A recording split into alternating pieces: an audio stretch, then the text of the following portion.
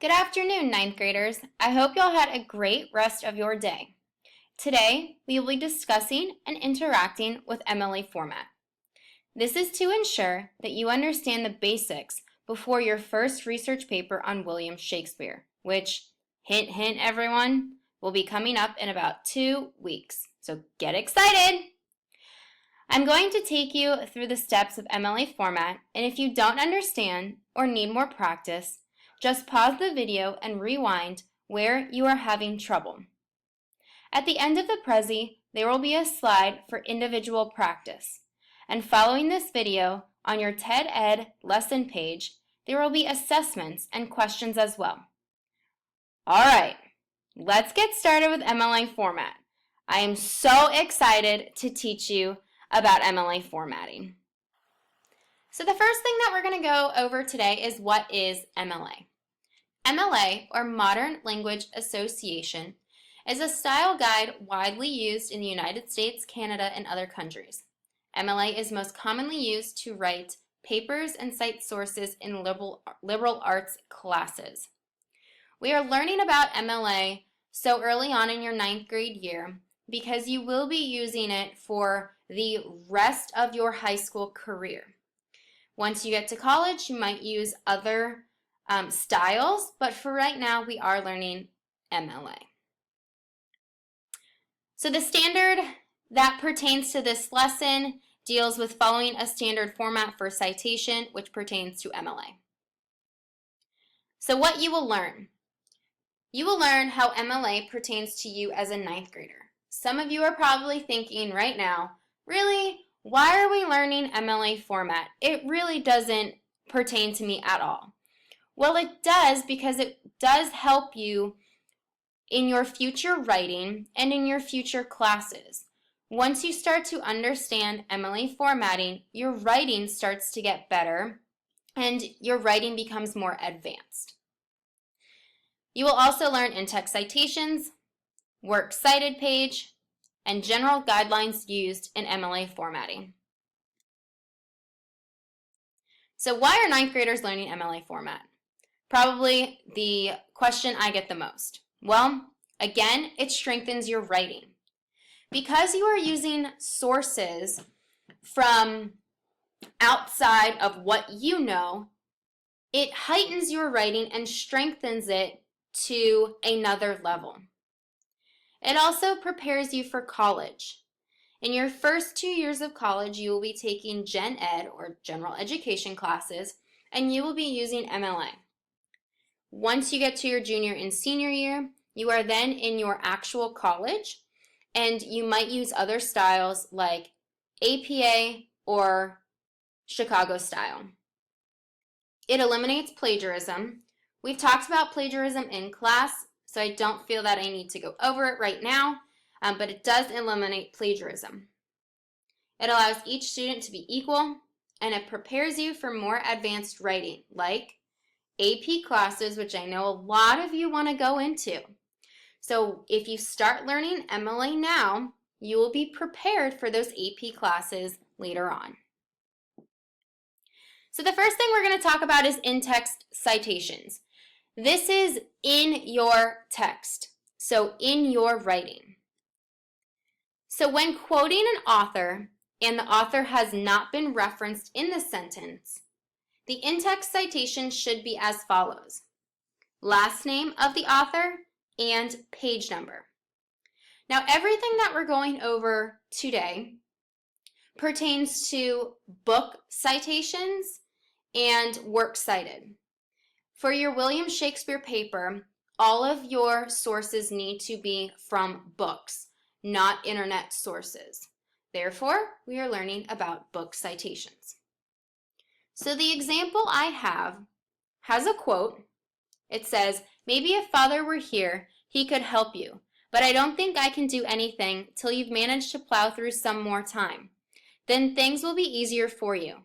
But that isn't much help right now, is it?" Langle, 67.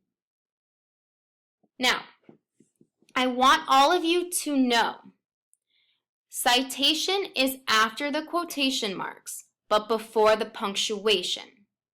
So as you can see, This is the end of the quotation, but your citation is before the punctuation. This is very important to note when you're studying MLA format. Also, because the author is not cited in this quote, you need to state the author's last name and the page number from where you found it. So again, if you have any questions or if you're not sure what I'm talking about, pause the video, go back, and look at it again. So now we're going to talk about another in-text citation. This is if the author is stated in the sentence or if you are paraphrasing, the in-text citation should be as follows. So for the first one, the author was not in the in-text citation. This one is when the author is in the in-text citation.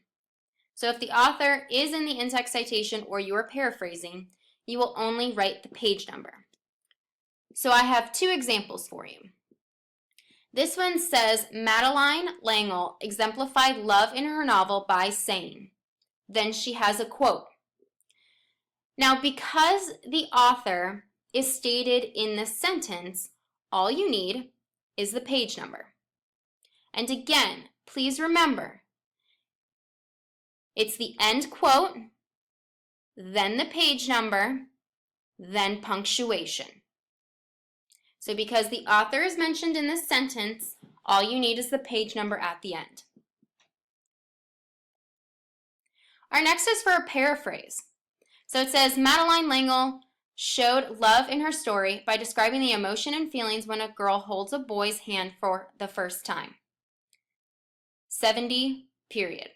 So because the author is stated in the sentence, all you need is the page number. So for the works cited page, this is the last page of your entire paper. So let's say you ended writing on page 4. Page 5 would be works cited page. Now it is a works cited page because there are multiple works. There's not just one work. So at the top of your page, you will write works cited instead of work. So it is plural, not singular. So the guidelines. All sources cited in your paper must be on the works cited pages. Citations must be in alphabetical order according to the author's last name.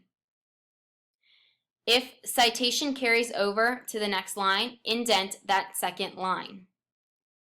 So this is an example. What I suggest you do is either take a screenshot of this on your computer or on your phone to save it.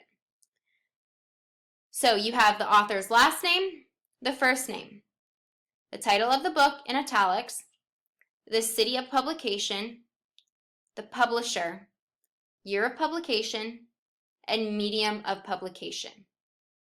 Remember, this is only for books. This is not electronic sources.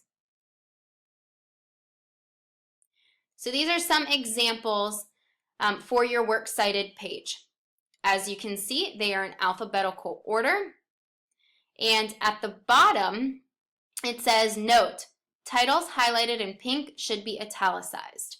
So please remember that every book title needs to be italicized. So some general guidelines. Type your paper on a computer. MLA format should only be on a computer, not handwritten. You need to double space, 12-point font, and Times New Roman. You need to indent the first line in a new paragraph. That shouldn't be new to any of you. You need to create a header at the top of the right-hand corner of your paper, which I've showed you before. Italicize titles of books in your paper. Last page should be a works cited page. When in doubt, use Purdue OWL or EasyBib for extra help. That last bullet is important. I've told you about these, but then in the next few days, we will do tutorials on both websites. So this is a short video about MLA formatting. and plagiarism. I'm only going to play a short clip of it because the rest of it is not needed. The assignments. About your research paper. What do you mean? I thought my paper was brilliant. Well, you have many good thoughts, but you forgot to use citations in your paper and you had no works cited page. Your organization was poor. You had many grammatical errors. I don't believe in citations or in grammar. I think they're out to get me. It is important that you learn how to cite your paper. If not, it will be considered cheating. I don't. So as you can see, her teacher was telling her to cite because if not, it would be considered plagiarism or cheating. So now it's your turn. This is the part of the presentation where you get to do a works cited page and an in-text citation. So the directions say, using the following materials and quotes, make a works cited page and an in-text citation. So I give you some authors. I give you an author, a title, a publisher, year of publication, city of publication, and what the book is. Then I give you a quote, and it says that it's from A Wrinkle in Time on page 67. So this is where you get to do your own works cited page and your in-text citation. So once you have done this, please go over to your TED Ed lesson and we will continue on with our conversation of MLA format. I hope this was very beneficial and I look forward to seeing all of y'all tomorrow in class.